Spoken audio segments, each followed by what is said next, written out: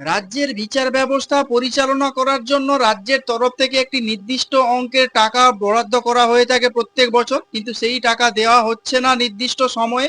বুধবার এই প্রশ্ন তুলল কলকাতা হাইকোর্ট। সেই সঙ্গে বকেয়া বরাদ্দ নিয়ে অবস্থান জানাতে রাজ্যের মুখ্য সচিব মনোজ পন্তকে নির্দিষ্ট একটি সময়সীমা বেঁধে দিল। বিচারপতি দেবাংশু বসাক এবং বিচারপতি মোহাম্মদ সব্বর রশিদের ডিভিশন বেঞ্চ জানিয়েছে, আগামী 15ই অক্টোবর পুজোর ছুটির মধ্যে রাজ্যের অর্থ সচিব, বিচার বিভাগীয় সচিব এবং হাইকোর্টের রেজিস্ট্রার জেনারেলকে নিয়ে একটি বৈঠক করতে হবে। এবং এছাড়াও এই বৈঠক যদি এই 15ই অক্টোবরের বৈঠক যদি সাফল্য না হয় বা অসম্পূর্ণ থেকে যায়, তাহলে আগামী 22শে অক্টোবর দ্বিতীয় বৈঠকের দিনও ঠিক করে দেওয়া হলো কলকাতা হাইকোর্টের তরফ থেকে। কত বকেয়া রয়েছে হিসেব কষে টাকা দেওয়ার বিষয়ে চূড়ান্ত সিদ্ধান্ত এই বৈঠকের পর রাজ্যকে জানাতে হবে বলে নির্দেশ দিয়েছে দুই বিচারপতি। এবং হাইকোর্টের তরফ থেকে পরিষ্কার বলা হয়েছে, বকেয়া সহ পুরো বিষয়ে আগামী 27শে অক্টোবর রিপোর্ট জমা দিতে হবে রাজ্যের মুখ্য সচিব মনোজ পন্তকে। এই নির্দেশ কোনোভাবে যেন অগ্রাহ্য না করা হয় সেই বিষয়ে খেয়াল রাখতে বলা হয়েছে। রাজ্য টাকা না দেওয়ায় আদালত পরিচালনা এবং পরিকাঠামো উন্নয়নের কাজে থমকে রয়েছে, এই অভিযোগে শুনানি চলছে কলকাতা হাইকোর্টে। বকেয়া টাকা নিয়ে রাজ্যের মুখ্য সচিব মনোজ পন্তকে একাধিকবার তলব করে কলকাতা হাইকোর্টের তরফ থেকে।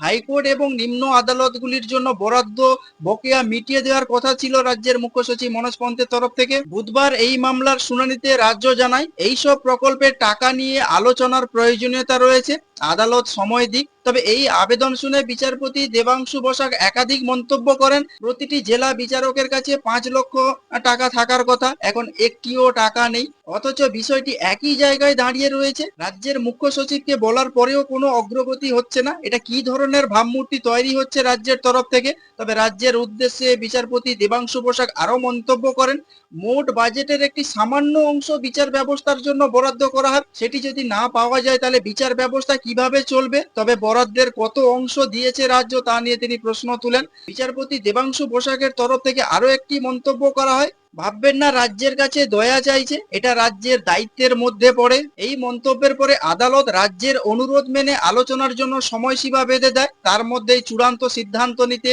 রাজ্যকে নির্দেশ দেয় কলকাতা হাইকোর্ট।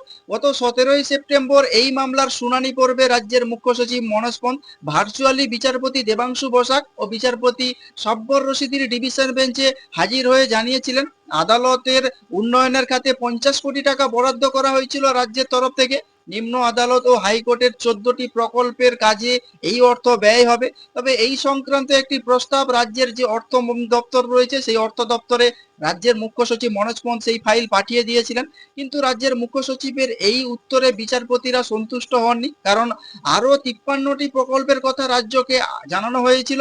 আপনারা কি বলবেন, রাজ্যের যে বিচার ব্যবস্থা পরিচালনা করার জন্য রাজ্যের তরফ থেকে যে টাকা দেওয়ার কথা ছিল সেই টাকা দেওয়া হচ্ছে না বলে এবার কলকাতা হাইকোর্টে মামলা চলছে, এবং সেই মামলার শুনানিতে রাজ্যের মুখ্য সচিব মনোজ পন্তকে একাধিকবার ভৎসনা করতে দেখা গেল, এবং যেটাও দেখা গেল যে কলকাতা হাইকোর্টের তরফ থেকে দুটি ডেট ফিক্সড করে দেওয়া হলো। সেই সঙ্গে বকেয়া বরাদ্দ নিয়ে অবস্থান জানাতে রাজ্যের মুখ্য সচিব মনোজ পন্তকে নির্দিষ্ট একটি সময়সীমা বেঁধে দিলেন কলকাতা হাইকোর্টের তরফ থেকে। তবে আপনারা কি বলবেন এইসব নিয়ে?